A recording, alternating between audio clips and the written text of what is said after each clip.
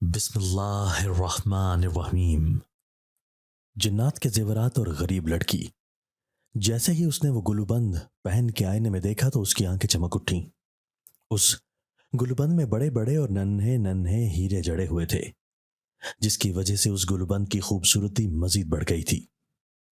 वो अभी आईने में अपने आप को देखकर खुश हो रही थी जब अचानक उस गुलबंद की डोरी उसकी गर्दन के गिर्द तंग होने लगी।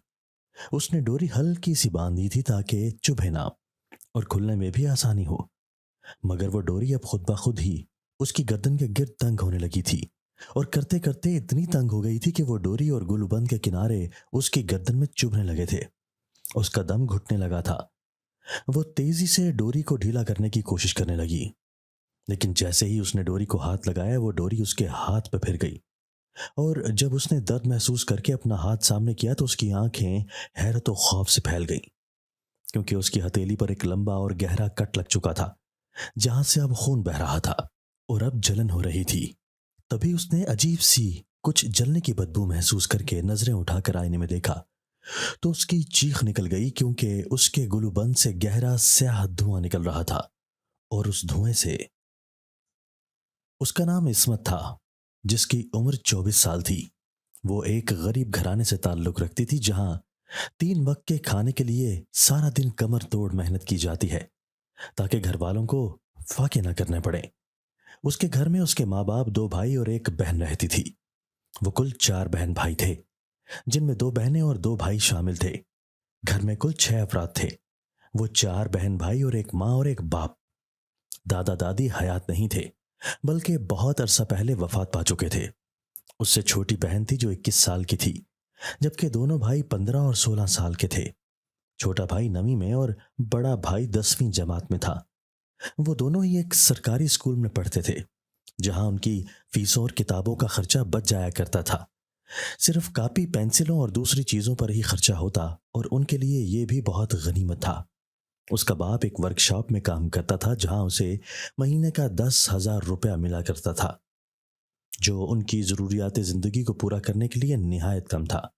इस्मत और उसकी छोटी बहन अजमत दोनों ही घर में सिलाई का काम किया करती थी, मगर बहुत कम लोग उनके पास कपड़े सिलाई करवाने आया करते थे, क्योंकि ज्यादातर लोग दर्जी के पास जाने को ही तरजीह देते थे, जिसकी वजह से कपड़ों की सिलाई से उनकी कमाई बहुत कम हो पाती थी। इस्मत का बाप तो रोज ही वर्कशॉप काम करने जाता था, मगर इस्मत की माँ भी किसी के घर काम करने जाया करती थी, जहां से उसे 5,000 रुपए एक महीने के मिला करते थे। वो वहां सिर्फ सफाई करने जाती थी और सफाई करने के बाद घर लौट आती थी। जिंदगी यूं ही इस डगर पर चलती जा रही थी। इस्मत की माँ और बाप इस्मत के लिए रिश्ता ढूंढ रहे थे, क्योंकि वो शादी की उम्र को पहुंच गई थी। तभी वो लोग अब उसके फर्ज से सुबुकदोश होना चाहते थे। इस्मत की माँ को काम के बदले में हर महीने जो 5,000 रुपए मिलते, उससे वो इस्मत के जहेज की कोई ना कोई चीज बना लेती थी, लेकिन अब तक बहुत कम चीजें ही बन पाई थी। इस्मत के ननिहाल में एक मामू ही थे जो उन्हीं की तरह बेहद गरीब थे। उनकी 4 बेटियां थीं और बेटा कोई भी नहीं था। वो खुद ही कमाकर अपने बीवी बच्चों का पेट पालते थे। ऐसे में जब वो खुद ही इतना गरीब थे तो इस्मत की माँ उससे माली मदद भी नहीं मांग सकती थी। लेकिन इस्मत के ददयाल वाले बहुत अमीर थे। उसके दोनों ताया कोठियों में रहते थे और वो अपना कारोबार करते थे। उन दोनों के दो दो बेटे थे जो इस्मत से बड़े थे।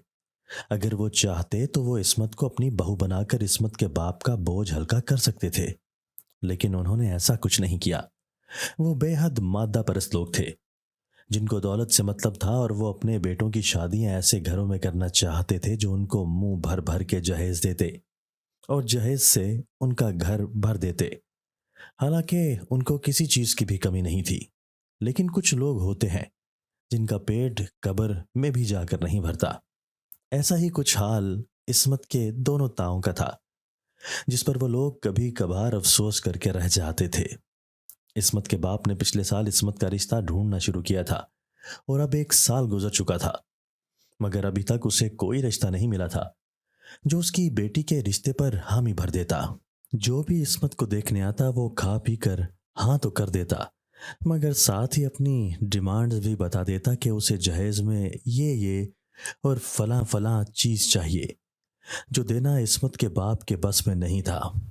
तभी वो मुआजरत कर लेता और यूं रिश्ता जुड़ने से पहले ही खत्म हो जाता। कोई भी एक ऐसा आदमी न था जो बगैर जहेज के उसकी बेटी को अपने घर ब्याह कर ले जाता। सबको सिर्फ जहेज चाहिए था। ये सोचे बगैर कि जहेज एक लानत है और उस लानत को खत्म कर देना चाहिए। अब तो इस्मत को लगने लगा था कि कभी उसकी शादी नहीं हो सकेगी और वो यूं ही कंवारी रह जाएगी। हर लड़की की तरह उसका भी ख्वाब था कि उसकी भी शादी होती और वो अपने पिया के संग अपने ससुराल रुखसत हो जाती। मगर अब वो इतनी मायूस हो गई थी कि उससे लगने लगा था कि अब कोई भी उसका हाथ नहीं थामेगा। शादी के लिए जहेज चाहिए था, जो उनके पास था नहीं। ना ही इतने पैसे थे कि वो जहेज का सामान खरीद लेते। इसलिए अब उसने अपनी शादी के बारे में सोचना भी छोड़ दिया था कि जब किस्मत में लिखी होगी तब हो जाएगी। जिंदगी इसी डगर पर चलती जा रही थी जब अचानक उसकी मां बीमार पड़ गई। मां ने काम पर जाना छोड़ दिया तो बंगले की मालकन ने उसे पैगाम भिजवाया कि काम पर आया करे, वरना इतने दिनों के पैसे काट लिए जाएंगे। उसकी मां मरती क्या ना करती के तहत फिर से काम पर जाना शुरू कर दिया। लेकिन काम करने के दौरान ही वो बेहोश होकर गिर गई, जिससे बंगले की मालकन भी घबरा गई थी और फिर जल्द ही इस्मत की मां को अस्पताल ले गई थी, जहां डॉक्टर ने उसका चेकअप किया था और बताया था कि उसे टाइफाइड बुखार हो गया है, जो इतनी जल्दी नहीं उतरेगा। मालिकन ने इस्मत की मां को चेकअप के बाद दवाई भी लेकर दी और फिर उसे खुद घर छोड़ने आई, जहां इस्मत और अजमत ने उसका इस्तकबाल किया। अजमत तो अपनी मां को कमरे में ले गई और अंदर जाकर आराम से लेटा दिया, जबकि इस्मत बाहर ही बैठी मालकन को कुर्सी पर बिठाने के बाद उसके लिए चाय बनाने चली गई। कुछ ही देर में उसने मालिकन को चाय बना कर ला दी और खुद उसके सामने ही जमीन पर बैठ गई। वो इस्मत से उसके बारे में छोटे मोटे सवाल करने लगी थी, जिसके वो सादगी से जवाब देती जा रही थी। कुछ ही देर में बंगले की मालकन चाय का खाली कप नीचे रखकर उठकर खड़ी हुई और इस्मत से कहा कि जब तक तुम्हारी माँ ठीक नहीं हो जाती तब तक तुम हमारे घर की सफाई के लिए आ जाया करो। अस्मत उसकी ये बात सुनकर हैरान हुई, जिस पर मालिकन ने कहा कि दरअसल तुम्हारी माँ ने अचानक ये काम छोड़ा है और इतनी जल्दी कोई और मुलाजिमा मिलना बेहद मुश्किल है। तो जब तक तुम्हारी माँ ठीक नहीं हो जाती तब तक तुम उसके हिस्से का काम कर जाया करो, और अगर बिलफर्ज तुम्हारी माँ हमारे बंगले पर मजीद काम नहीं करती तो तुम बस तब तक आ जाया करो जब तक मुझे नई मुलाजिमा नहीं मिल जाती। मैं तुम्हें हरगिज ना कहती, लेकिन मेरी भी मजबूरी है। अगर तुम चाहो तो मैं तनख्वाह 5,000 से 8,000 कर देती हूँ। मालिकन ने वजाहती अंदाज में कहते हुए पेशकश की तो इस्मत ने सवालिया नजरों से कमरे की दहलीज पर खड़ी मालिकन की बातें सुनी। अजमत को देखा, जिस पर वो इस बात में सर हिला गई। अजमत ने कहा कि ठीक है, मैं आज अब्बा से पूछूंगी। अगर उन्होंने इजाजत दे दी तो मैं सुबह को 9 बजे आ जाया करूंगी, और अगर ना आई तो आप किसी और मुलाजिमा का बंदोबस्त कर लीजिएगा। अस्मत के कहने पर वो मालिकन खुश हो गई और फिर उसका शुक्रिया अदा करती घर से निकल गई। अब अस्मत सोच में पड़ गई थी कि पता नहीं अब्बा जाने देगा या नहीं। अस्मत ने उसे तसल्ली दी थी कि अब्बा को कोई एतराज नहीं होगा, बल्कि पैसे बढ़ जाने से मुतमईन होगा। सारा दिन अस्मत का इन्हीं सोचों में गुजर गया था। रात को उसका बाप घर आया तो उसने उसे खाना देते हुए मालिकन की पेशकश के बारे में बताया, जिस पर वो सोच में डूब गया और फिर बोला कि ठीक है, चली जाया करो, 4 पैसे ही बन जाएंगे। अपने अब्बा की इजाज़त पाने पर वो भी पुरसुकून हो गई थी और फिर बर्तन वगैरह समेटने के बाद उसने अपनी माँ को दवाई खिलाई और फिर अपनी माँ को भी इस बारे में बता दिया, जिस पर उसने कोई भी एतराज़ ना किया था। अगले दिन घर के काम निपटाने के बाद वो अपनी माँ और अजमत को बताकर घर से निकल आई थी। बाप काम पर चला गया था, जबकि भाई दोनों स्कूल जा चुके थे। मालिकन के बंगले का पता उसने माँ से पूछ लिया था। तभी वो बगैर किसी तकलीफ या परेशानी के बंगले में पहुंच गई थी। यहाँ वो पैदल ही चल कर आई थी। वहां पहुंचकर वो मालिकन से मिली, जिसने उसे सारा काम समझा दिया था, जिसमें बंगले की सफाई करना भी शामिल था। उसे काम समझाकर मालिकन अपने कमरे में आराम करने चली गई थी। बंगला बहुत बड़ा था, اور انتہائی شاندار بھی کہ دیکھنے والے بار بار دیکھنے پر مجبور ہو جاتے۔ اتنا صاف کہ اسے ہر چیز میں اپنا عکس نظر آ رہا تھا۔ پھر مالکن کو بنگلے کی صفائی کروانے کی کیا ضرورت تھی؟ یہی سوچتی ہوئی وہ جھاڑو اور گرد و غبار صاف کرنے والا کپڑا لے کر بنگلے کی صفائی کرنے لگی۔ 2-3 گھنٹے میں اس نے بنگلے کے چپے چپے کی صفائی کر دی تھی اور پھر مالکن کو بتا کر وہ بنگلے سے باہر نکل آئی تھی۔ کام زیادہ مشکل نہیں تھا کیونکہ بنگلہ پہلے سے ہی صاف ستھرا تھا، بس چھوٹی چھوٹی چیزوں کو جھاڑنے اور صاف کرنے میں وقت لگتا تھا، لیکن اسے امید تھی کہ جب آہستہ آہستہ اسے عادت ہو جائے گی تو اسے یہ کام بھی کم لگنے لگے گا۔ فی الحال تو وہ اپنی ماں کی صحت یابی کے لیے دعائیں کر رہی تھی۔ دن یوں ہی رفتہ رفتہ گزرنے لگے تھے۔ اسے مالکن کے بنگلے پر کام کرتے ہوئے 1 ہفتہ ہو گیا تھا۔ اس کی ماں ابھی مکمل طور پر ٹھیک نہیں ہوئی تھی، تبھی اب بھی وہی اسی کی جگہ پر کام پر جا رہی تھی، اور نہ ہی مالکن کو ابھی تک کوئی نئی ملازمہ ملی تھی جو اس کے گھر کی صفائی ستھرائی کرتی۔ وہ سارے بنگلے کی صبح کے وقت صفائی کرتی تھی اور پھر واپس آ جاتی تھی، لیکن پورے بنگلے میں دوسری منزل پر ایک کمرہ تھا جس پر تالا لگا ہوا تھا، اور تالا بھی اتنا پرانا اور زنگ آلود تھا جیسے نہ جانے کتنے عرصے سے اس کمرے کو لگایا گیا ہو اور کبھی کھولا نہ گیا ہو۔ اس نے کھڑکی سے اندر جھانکنے کی کوشش کی تھی، لیکن اندر اسے سوائے اندھیرے کے اور کچھ بھی نظر نہیں آیا تھا۔ وہ جب سے آئی تھی اس کمرے کی صفائی نہیں ہوئی تھی۔ تبھی ایک دن اس نے مالکن سے پوچھا کہ وہ یہ والا کمرہ کھول دے تاکہ وہ اس کی بھی صفائی کر دے، لیکن مالکن نے کہا کہ سٹور روم ہے اور یہاں صرف فالتو سامان پڑا ہوتا ہے، اس کی صفائی کی ضرورت نہیں، مگر عصمت نے اصرار کیا کہ وہ اس کمرے کی ہر چیز سیٹ کر کے رکھ دے گی اور بہت اچھے طریقے سے اس کمرے کی صفائی کرے گی۔ اس پر مالکن نے اسے ڈانٹ دیا کہ جتنا کہا جائے اتنا کیا کرو، زیادہ خود سے کرنے کی ضرورت نہیں، جس پر وہ اپنی بے عزتی پر چپ ہو کر رہ گئی تھی اور پھر دھیان سے اپنا کام مکمل کرنے کے بعد گھر چلی گئی تھی۔ لیکن اس سب کے بعد اس کے دل میں تجسس پیدا ہو گیا تھا کہ نہ جانے اس کمرے میں ایسا کیا ہے جسے چھپا کر اس کمرے میں رکھا گیا ہے، اور سالوں سے اس کمرے کو کھولا نہیں گیا۔ یقیناً کچھ خاص ہی ہوگا اس کمرے میں جس کی وجہ سے اتنی احتیاط کی گئی ہے۔ یہ سوچ آتے ہی اس نے فیصلہ کر لیا تھا کہ وہ ضرور اس کمرے کو کھولے گی تاکہ پتہ چلایا جا سکے کہ اس کمرے میں ایسا کیا ہے جسے چھپا کر رکھا گیا ہے۔ اس نے اس بات کا ذکر اپنی بہن عظمت سے بھی کیا تھا، جس پر اس نے عصمت کو ٹوک دیا تھا کہ کسی کی چیزوں پر تانکا جھانکی کرنا اچھی بات نہیں ہوتی، اور تم وہاں کام کرنے جاتی ہو تو صرف کام پر دھیان دیا کرو، مالکوں کی ٹو میں مت لگ جایا کرو۔ وہ عصمت سے چھوٹی تھی مگر اس نے عصمت کو جھاڑ کر رکھ دیا تھا، تبھی وہ اپنا سا منہ لے کر چپ ہو گئی تھی کہ آئندہ اسے کچھ بھی نہیں بتائے گی۔ لیکن اس کی باتیں سن کر بھی عصمت پر کوئی اثر نہیں ہوا تھا۔ وہ اب بھی اس کمرے میں گھسنے والی تھی اور اس نے ایسا کرنے کا پکا ارادہ کر لیا تھا۔ وہ روز اب مالکن کے گھر جاتی اور اسی ٹوہ میں لگی رہتی کہ کب اسے موقع ملے اور کب وہ اس کمرے میں داخل ہو۔ ایک تو اس کمرے پر تالا لگا ہوا تھا، دوسرا اگر وہ اس تالے کو توڑنے کی کوشش کرتی تو لازماً مالکن کو پتہ چل جاتا، اور پھر وہ اس کمرے میں تو کیا اس بنگلے میں بھی داخل ہونے کا موقع بھی کھو دیتی، اور ایسا وہ ہرگز نہیں چاہتی تھی۔ جب اسے کوئی موقع ایسا نہ ملا کہ وہ مالکن کے اس سٹور روم میں داخل ہو سکتی تو اس نے مالکن کو جوس میں نیند کی 2 گولیاں گھول کر پلا دیں اور مالکن کے سونے کا انتظار کرنے لگی۔ جیسے ہی وہ مالکن کے کمرے میں گئی، اس نے تیزی سے مالکن کے کمرے کا دروازہ باہر سے بند کیا اور پھر سٹور روم کے قریب آ گئی۔ اس نے جلدی سے اپنے سر سے پن اتار کر اس تالے میں ڈالی اور تالا ان لاک کرنے کی کوشش کرنے لگی۔ اس سے پہلے ہتھوڑی سے تالا توڑنے کا سوچا تھا، لیکن پھر واپسی پہ وہ ٹوٹا تالا بند نہیں کر سکتی تھی، جس سے مالکن کو پتہ چل جاتا کہ اس تالے کو اور کمرے سے کسی نے چھیڑ خانی کی ہے۔ تقریباً 10 منٹ کی مسلسل محنت کے بعد وہ تالا کھولنے میں کامیاب ہو ہی گئی۔ جیسے ہی اس نے دروازہ کھولا تو چرر کی آواز اس سناٹے میں گونج اٹھی، جس سے ایک پل کو وہ گھبرا کر رہ گئی، مگر پھر خود کو سنبھالا اور اندر قدم رکھا۔ اندر داخل ہوتے ہی اتنی حبس اور تپش نے اس کا استقبال کیا کہ اس کے حواس جھنجھلا اٹھے تھے۔ اچانک اس کے پیچھے دروازہ خود بخود بند ہو گیا، جس پر وہ چونک کر مڑی تھی۔ جب وہ دروازے کی طرف پلٹی تو اسے لگا جیسے کوئی اس کے پیچھے ہے۔ کسی کی تیز تیز اور گرم سانسیں उसे अपनी गर्दन पर महसूस हो रही थी। वो तेजी से पलटी, मगर अंधेरे में उसे कुछ नजर नहीं आया।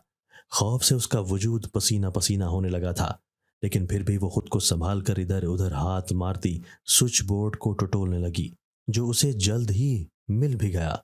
उसने जैसे ही बटन दबाया, पूरा कमरा लाइट से रोशन हो गया। उसने पलटकर दरवाजे को देखा जो बंद था।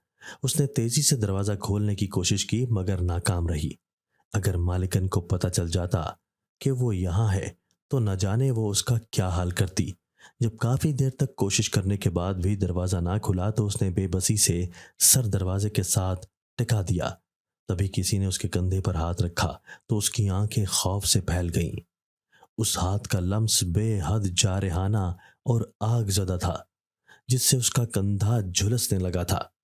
उसने तेजी से वो हाथ अपने कंधे से झटका और पलटकर सामने देखा, मगर वहां उसके अलावा कोई भी मौजूद नहीं था। उसने सहम कर धीमे से आगे बढ़ते पूरे कमरे को छान मारा, मगर कमरे में काट कबाड़, टूटी कुर्सियों और एक अलमारी के अलावा कुछ भी नहीं था।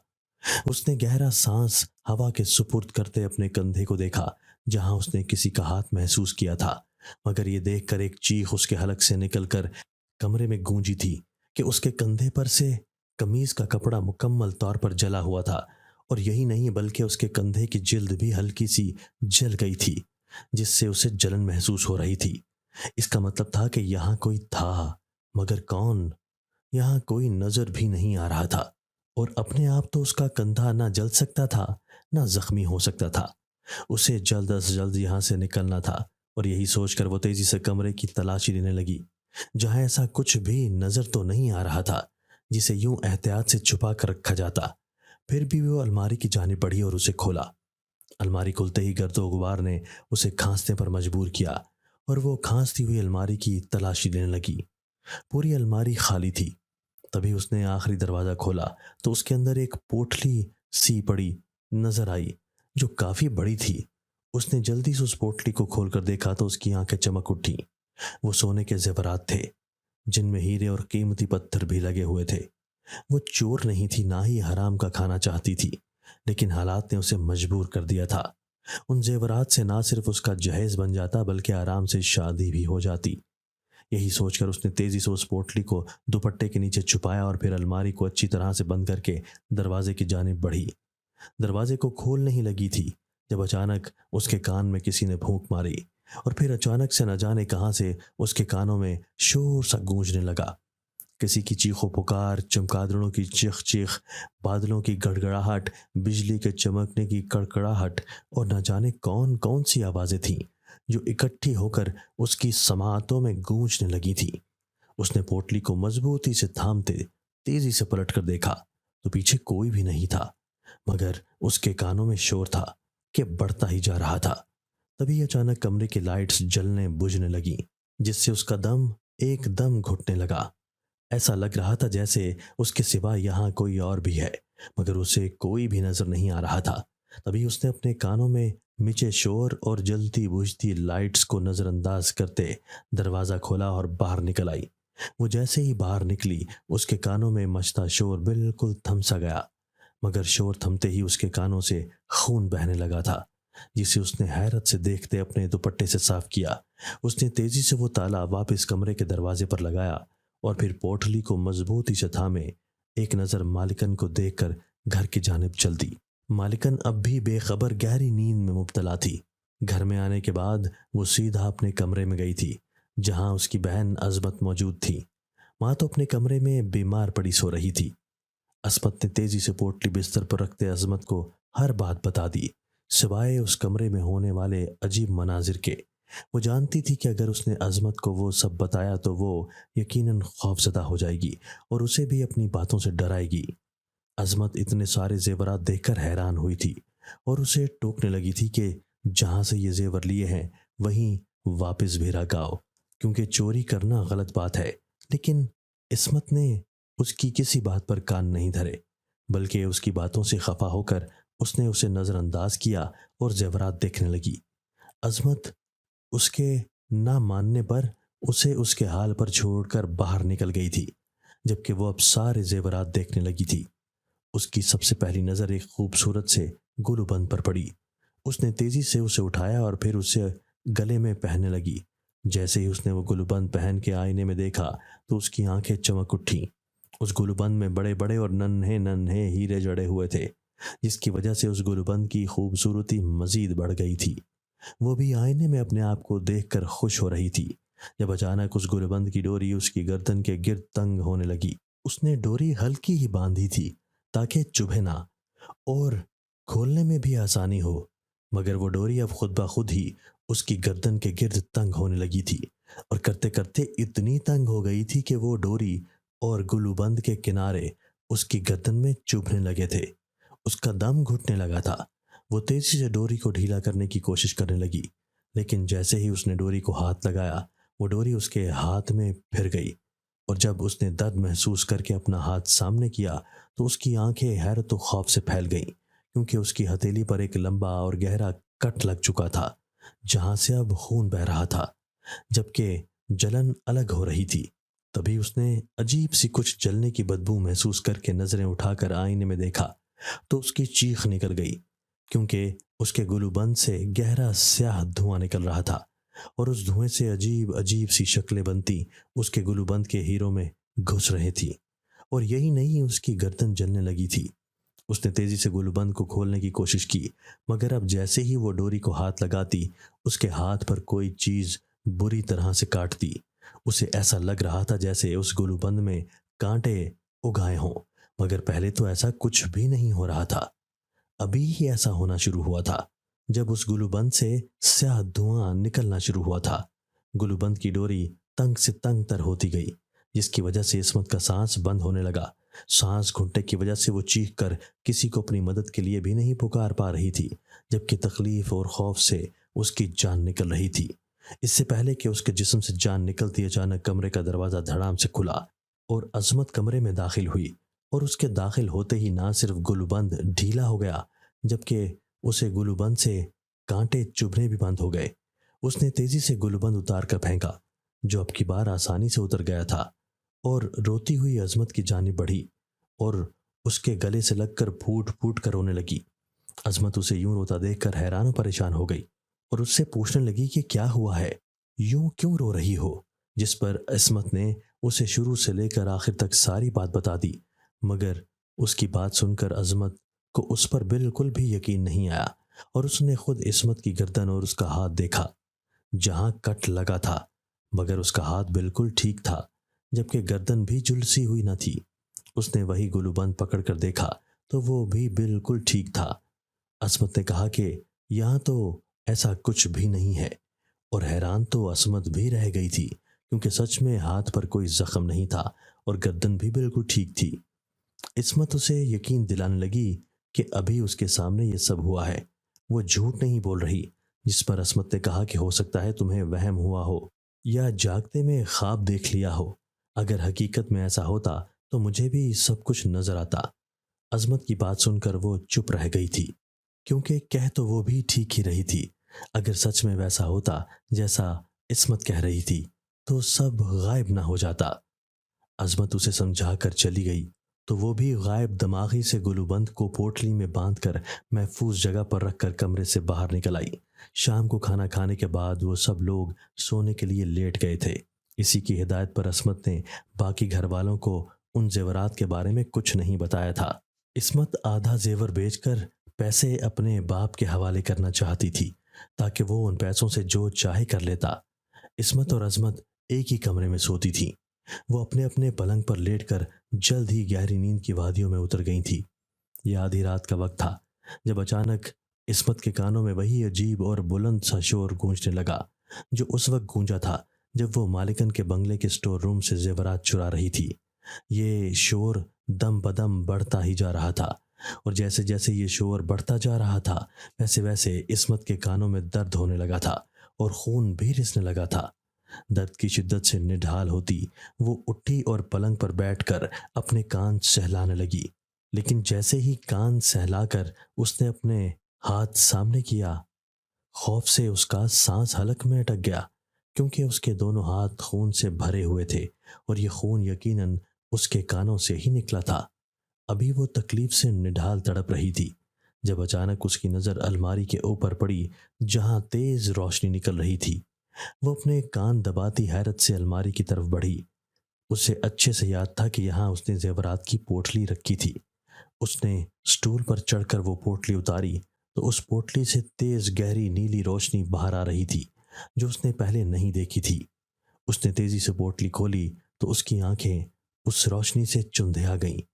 اس نے تیزی سے وہ زیورات باہر نکالے اور کنگن اٹھا کر اپنے سامنے کیا، لیکن جیسے ہی اس نے کنگن اپنے سامنے کیا ویسے ہی اس کنگن سے دو بڑے بڑے اور لمبے لمبے ہاتھ باہر نکلے، اور باہر نکلتے ہی ان ہاتھوں نے اپنی تیزی سے اس کی گردن کو دبوچا کہ اس کو چیخنے کی بھی مہلت نہ ملی۔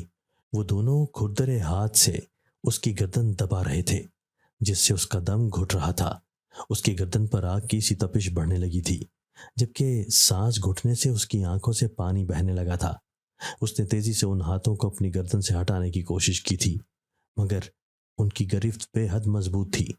ابھی وہ خود کو چھڑوانے کی کوشش کر رہی تھی جب ان ہاتھوں کے بعد ایک خوفناک اور بڑی بھیانک سی شکل نمودار ہوئی اور اس کے چہرے کے قریب آ کر بھیانک انداز میں ہنسنے لگی۔ وہ کسی بھیانک عورت کا چہرہ تھا، لمبے لمبے گھنگریالے سیاہ بال، لمبے اور بڑے سفید دانت، کھردری جلد اور سیاہ رنگت، بڑی بڑی سفید رنگ کی آنکھیں جو اس کے کالے چہرے پر بے حد خوفناک لگ رہی تھیں۔ شاید نہیں، یقیناً وہ ایک جن زادی تھی۔ ہنستے ہوئے اس کا چہرہ مزید بھیانک لگ رہا تھا۔ وہ عصمت کے روتے چہرے کو دیکھ کر مزید اس کے قریب آئی اور غصے سے بولی کہ بہت شوق ہے نا تمہیں زیور پہننے کا، تو اب لو۔ اس کا اتنا کہنا ہی تھا کہ اچانک اس پوٹلی سے سارے زیورات خود بخود باہر آنے لگے اور پھر چوڑیاں عصمت کی کلائیوں پر چڑھنے لگیں۔ گلوبند اس کے گلے میں خود بخود پہنا گیا، پائل بھی اس کے پاؤں میں خود بخود بندھ گئی، کمر بند اس کی کمر پر آ کر بندھ گیا، انگوٹھیاں خود بخود اس کی انگلیوں میں آ گئیں، لیکن وہ خوش ہونے کی بجائے بے حد تکلیف محسوس کر رہی تھی، کیونکہ جہاں جہاں زیورات پہنے جا رہے تھے وہاں وہاں تکلیف اور گھٹن سے اس کا برا حال ہو رہا تھا۔ ایسا لگ رہا تھا جیسے اس کی رگیں گھٹ گئی ہوں اور اب اس کی جان نکل رہی ہو۔ اس کا چہرہ آنسوؤں سے تر اور تکلیف سے سرخ پڑا ہوا تھا۔ جہاں جہاں وہ زیورات تھے وہاں وہاں اسے اپنے جسم کا گوشت جلتا ہوا محسوس ہو رہا تھا، جس سے جلن الگ ہو رہی تھی۔ جتنے زیورات پہنے ہوئے تھے ان سب سے عجیب و غریب اور خوفناک شکلیں نکل کر اس کے ارد گرد گھومنے لگیں، جو کہ خواتین نہیں مرد تھے اور بے حد بھیانک تھے۔ سب کی آنکھیں سفید تھیں جس سے اسے خوف محسوس ہو رہا تھا۔ وہ خوفناک سے انداز میں کہہ لگاتے اس کی بے بسی دیکھ رہے تھے۔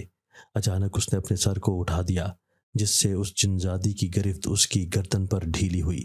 جھٹکا لگنے سے وہ اچانک پاس ہی موجود الماری سے ٹکرائی جو ذرا سا ہلی اور وہ لڑکھڑا کر دھڑام سے نیچے گری، جس سے ایک شور فضا میں گونجا، جس سے عظمت آنکھیں مسلتی ہوئی اٹھ بیٹھی۔ اس نے عصمت کو نیچے گرا ہوا دیکھا تو تیزی سے اٹھ کر اس کے قریب آئی اور اسے سہارا دے کر اٹھایا۔ وہ عظمت کو دیکھ کر اسے کچھ بتانے لگی، لیکن تبھی اس کا سر چکرایا اور وہ بے ہوش ہو گئی۔ عظمت نے سرتا پیر اس کا جائزہ لیا جو پہلے کی طرح ہی بالکل ٹھیک تھی، اور اس کے جسم پر کسی قسم کا کوئی زیور بھی اسے نظر نہیں آیا تھا۔ عصمت نے اسے اٹھا کر اس کے پلنگ پر لٹایا اور پھر خود بھی سونے کے لیے لیٹ گئی۔ اس کے لیٹتے ہی الماری کے اوپر پڑی پوٹلی ایک بار پھر سے تیزی سے چمکنے لگی تھی، اور یہ چمک بار بار عصمت کی طرف لپک رہی تھی، مگر وہ دونوں اس سے بے نیاز تھیں۔ صبح کے وقت عصمت کی آنکھ کھلی تو اس کا جسم بے حد بوجھل اور بھاری ہو رہا تھا، جیسے کسی نے ہزاروں من وزن اس کے اوپر لاد دیا ہو۔ اس نے اپنی کنپٹیاں دباتے اٹھ کر بیٹھنا چاہا جب اس کے ذہن میں جھماکا سا ہوا اور رات کا سارا واقعہ اس کی آنکھوں کے سامنے لہرانے لگا۔ جو کچھ اس کے ساتھ ہوا تھا وہ سب اس کے سامنے آنے لگا تھا، اور یہی نہیں، ایک بار پھر اسے وہ تکلیف پوری شدت سے محسوس ہوئی تھی۔ تبھی اس نے اپنی گردن، بازو، کلائیاں، کمر اور پنڈلی ٹٹولنی شروع کر دی، مگر یہ دیکھ کر اس کی حیرت کی انتہا نہ رہی، کیونکہ اس کو کہیں بھی کوئی زخم دکھائی نہیں دیا تھا۔ اس کا پورا جسم بالکل پہلے کی طرح ٹھیک تھا اور کہیں بھی کوئی زخم یا جھلسنے کا نشان نہیں تھا، اور یہ سب دیکھ کر اس کا دماغ چکرا کر رہ گیا تھا۔ رات کو اس نے وہ تکلیفیں اپنے پورے ہوش و حواس میں محسوس کی تھیں اور اس جنزادی اور باقی جنات کو اپنی آنکھوں سے دیکھا تھا۔ پھر اس کے زخم اتنی جلدی کیسے غائب ہو سکتے تھے؟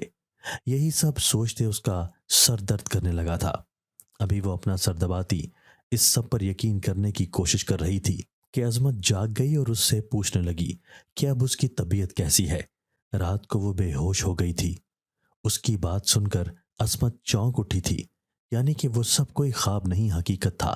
مگر اسے ہی یہ سب نظر کیوں آ رہا تھا؟ یہی سوچ سوچ کر اس کا دماغ پھٹا جا رہا تھا۔ اس نے عصمت سے رات کے واقعے کا کوئی ذکر نہیں کیا تھا، کیونکہ پچھلی دفعہ بھی اس نے عصمت کی بات پر یقین نہیں کیا تھا، اور اب بھی یقین نہ کرتی کیونکہ یہ سب اس نے اپنی آنکھوں سے نہیں دیکھا تھا۔ وہ باہر نکل گئی تو عصمت بھی بھاری ہوتا جسم اٹھا کر باہر نکل آئی۔ ناشتہ کر کے مالکن کے بنگلے پر گئی۔ مالکن کو اس پر کسی قسم کا کوئی شک نہیں ہوا تھا، بلکہ وہ نارمل ہی تھی، جس پر عصمت نے سکون کا سانس بھرا تھا۔ لیکن اسے اب اس بات پر پکا یقین ہو گیا تھا کہ اس کے ساتھ جو کچھ ہو رہا تھا وہ ان زیورات کی وجہ سے ہی ہو رہا تھا، اور اب اسے ان زیورات سے پیچھا چھڑانا تھا تاکہ یہ سب ہونا بند ہو جائے۔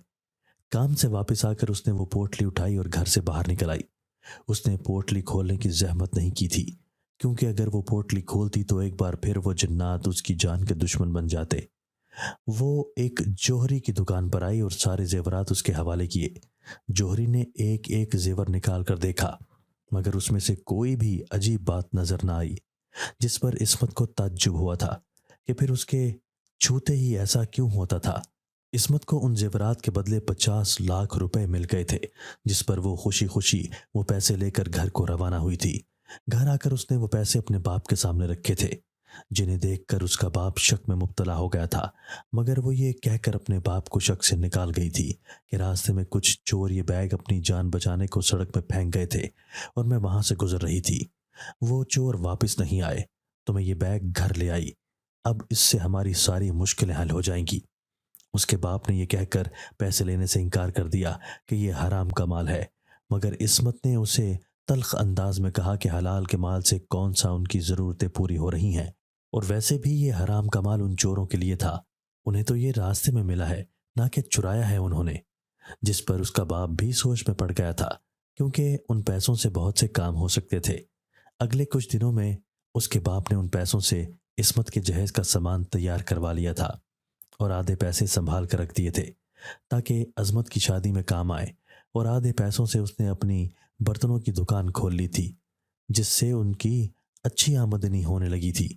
اس کے بعد ایک بار پھر عصمت کے رشتے کی تلاش شروع کر دی تھی، جو اس دفعہ جلدی مل گیا تھا۔ لڑکا کافی خوبصورت تھا، جس کا اپنا کپڑے کا کاروبار تھا۔ آنن فانن رشتہ طے ہوا اور شادی کی تاریخ رکھ دی گئی۔ نکاح سادگی سے ہی ہوا تھا اور وہ دلہن بن کر اپنے سسرال آ گئی۔ یہ نکاح کے 2 دن بعد کی بات ہے۔ اس رات وہ گہری نیند سو رہی تھی جب اچانک اس کے کانوں میں وہی شور ایک بار پھر گونجنے لگا جو ان زیورات کی موجودگی میں گونجتا تھا۔ وہ نیند میں ہی بے چینی سے مچلنے لگی تھی۔ اس کا شوہر پاس ہی پڑا بے خبر سو رہا تھا۔ اچانک کسی نے اس کے کان میں پھونک ماری تو وہ ہڑبڑا کر اٹھ بیٹھی۔ ادھر ادھر دیکھا تو کوئی بھی نظر نہیں آیا۔ وہ ایک بار پھر سے سر جھٹک کر اپنے شوہر کی طرف کروٹ بدل کر لیٹ گئی۔ ابھی اس نے آنکھیں بند ہی کی تھی کہ اچانک اسے اپنے پیچھے کسی کی موجودگی کا احساس ہوا۔ صرف موجودگی کا ہی نہیں بلکہ اسے عجیب سی تپش بھی محسوس ہو رہی تھی۔ اس نے چونک کر آنکھیں کھولیں اور دھیرے سے اپنے پیچھے دیکھا تو ایک زوردار چیخ اس کے حلق سے برآمد ہوئی، لیکن اس کی آواز اسی کے منہ میں دب کر رہ گئی، اس کے کانوں میں نہ گونجی۔ سامنے ہی وہ زیورات والی جنزادی کھڑی تھی اور اس کے پیچھے وہ تمام جنات اپنی سفید آنکھیں اس پر گاڑے اسے گھور رہے تھے جو اسے زیورات میں نظر آتے تھے۔ خوف سے اس کی آنکھیں پھٹی کی پھٹی رہ گئی تھیں۔ اسے لگا تھا کہ یہ قصہ زیورات سے پیچھا چھوٹنے پر وہیں ختم ہو گیا ہے، مگر یہ تو اب بھی اس کے پیچھے پڑے تھے۔ اس نے تیزی سے پلٹ کر اپنے شوہر کو جگانے کی کوشش کی، مگر تبھی ایک جنزاد نے اس کی طرف انگلی اٹھائی تو وہ لیٹی لیٹی ہی ہوا میں معلق ہو گئی۔ وہ چیخی مگر اس کی آواز نہ نکلی، ایسا لگ رہا تھا جیسے وہ گونگی ہو گئی ہو۔ اس جنزاد نے ایک بار پھر اشارہ کیا تو وہ ہوا میں ہی الٹی لٹک گئی اور پھر پنکھے کی طرح گول گول گھومنے لگی۔ اس کا سر چکرانے لگا تھا، سارا خون سر میں جمع ہونے لگا تو اس کی طبیعت پر برا اثر پڑنے لگا۔ اسے ایسا لگا جیسے اس کا آخری دن ہے، तभी उस जिनजादी का रूप बदलने लगा और देखते ही देखते उसका सर छत से जा लगा। उसके हाथ और पांव इतने बड़े हो गए कि उसने अपनी दोनों उंगलियों से इस्मत के वजूद को किसी कीड़ी की मानिंद पकड़ा और फिर एक झटके से दीवार पर पटक दिया। वो चीखती हुई धड़ाम की आवाज से दीवार से टकरा कर नीचे गिरी और गिरते ही होशो हवास से बेगाना हो गई। शोर की आवाज पर उसका शौहर घबरा कर उठा और फिर जब इस्मत को बेड पर ना पाया तो उसे ढूंढने लगा। तभी उसकी नजर दीवार के पास गिरी बेहोश इस्मत पर पड़ी, जिसके सर से खून निकल रहा था। वो तेजी से उसे उठाकर बेड पर लाया और उसकी मरहम पट्टी करने लगा। वो हैरान था कि उसे अचानक क्या हुआ। उसने इस्मत के चेहरे पर पानी छिड़का मगर वो होश में ना आई। उसकी नब्ज नॉर्मल ही थी। तभी वो कुछ पुरसुकून होता खुद भी उसके करीब ही सोने के लिए लेट गया।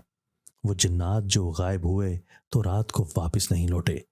अगली सुबह बुखार से इस्मत का जोड़ जोड़ दुख रहा था। गुर्बत को ख़त्म करने के लिए जेवरात की लालच में उसने अपने आप को नई मुश्किल में डाल दिया था, जिससे वो चाहकर भी निकल नहीं पा रही थी। उसके शौहर ने जब उससे उस चोट की वजह पूछी तो वो मजीद खुद पर काबू न पा सकी कि अकेली उन जिन्नात से खौफ खाती और लड़ती लड़ती वो थक गई थी। उसने शुरू से लेकर आखिर तक अपने शौहर को हर बात बता दी, बगैर कोई भी बात छुपाए, जिसे सुनकर वो उसे देखता रह गया। उसे इस्मत की चोरी पर यकीन नहीं आ रहा था, मगर अब क्या हो सकता था। अब वो उसकी बीवी बन चुकी थी, जिसकी हिफाजत उसकी जिम्मेदारी थी और वो उसे अजीज भी थी। तभी उसकी हर गलती को भुलाकर उसकी मदद करने को तैयार हो गया। वो उसे लेकर अपने एक दोस्त के हमराह एक आमिल के पास गया, जिसके सामने उसने ये सारा वाकया बयान कर दिया कि कैसे ये सब शुरू हुआ। आमिल ने उसका एक ही हल बताया कि उन जेवरात को वापस उसी जगह पर पहुंचा दिया जाए जहां से चुराया गया था, और वही इंसान अकेला रखने जाए जिसने उनको चुराया था, क्योंकि वो जिन्नात के जेवरात थे जो किसी इंसान के पहनने के लिए नहीं थे, और उन जेवरात को वहां कैद करके रखा गया था जहां से इस्मत ने उन्हें चुराया था। तभी तो मालिकन उसे उस कमरे में जाने से मना करती थी। आमिल ने यह भी कहा था कि इसके अलावा उन जिन्नात से पीछा छुड़वाने का कोई हल नहीं था। उसकी बात सुनकर वो परेशान हो गए थे, क्योंकि वो जेवरात तो उनके पास थे ही नहीं, वो तो उसने जौहरी को बेच दिए थे। कुछ सोचकर उसका शौहर उसे उसी जौहरी के पास ले आया था और उससे वो जेवर वापस मांगे थे जो इस्मत उसे देकर गई थी। मगर वो जौहरी उन जेवरात का सुनते ही रोते हुए बताने लगा था कि वो जेवरात न जाने लॉकर से खुद ब खुद ही कहाँ गायब हो गए और उसे 50 लाख का नुकसान हो गया। जौहरी की बात सुनकर उनके होश उड़ गए थे, क्योंकि अगर वो जेवरात ना मिलते तो वो उन जिन्नात से कभी पीछा ना छुड़वा सकते थे। इस्मत और उसका शौहर परेशान होते घर वापस आ गए थे। इस्मत को लग रहा था कि अब शायद ही कभी वो उन जिन्नात से पीछा छुड़वा सके। इस्मत का शौहर उसका बाजू अपने साथ बांध कर सोया था कि अगर रात को वो जागे तो वो भी जाग जाए। आधी रात के वक्त इस्मत के कानों में फिर से वही भयानक शोर गूंजने लगा, जिससे वो जाग कर उठ बैठी। उसने इधर उधर देखा तो वही जिनजादी एक तरफ खड़ी कह के लगा रही थी। तभी इस्मत की नजर अपनी अलमारी के ऊपर पड़ी, जहां से कोई तेज रोशनी निकल रही थी।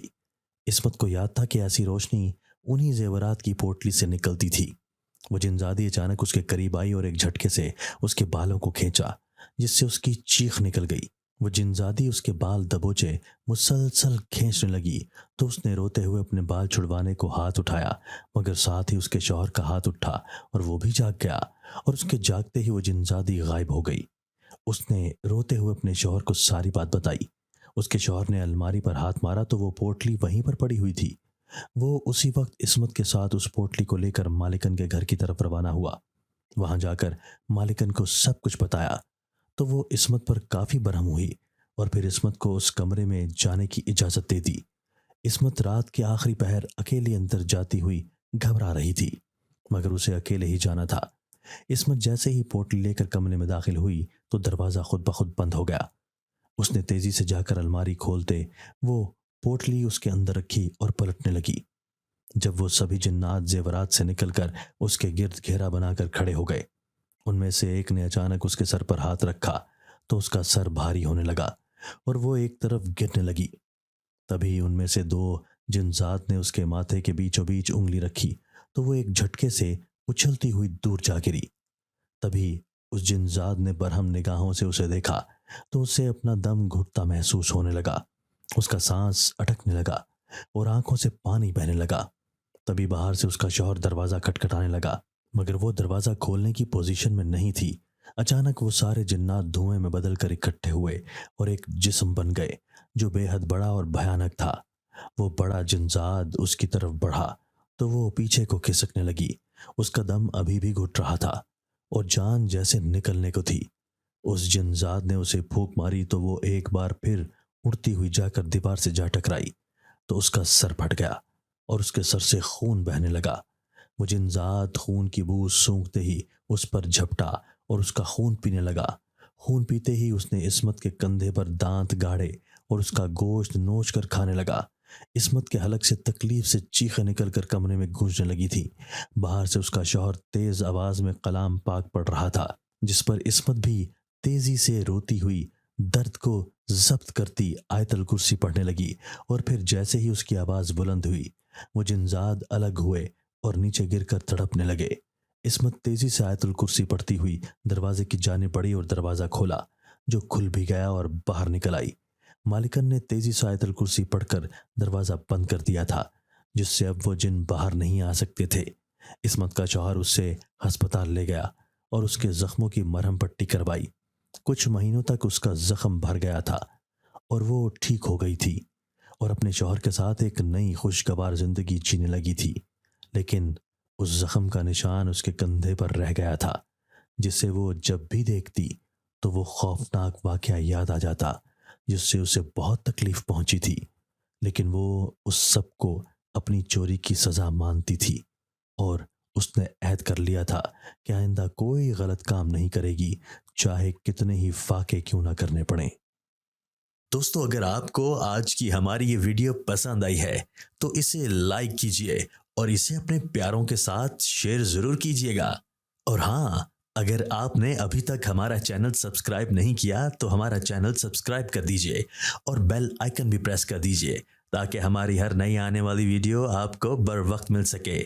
अल्लाह हाफिज।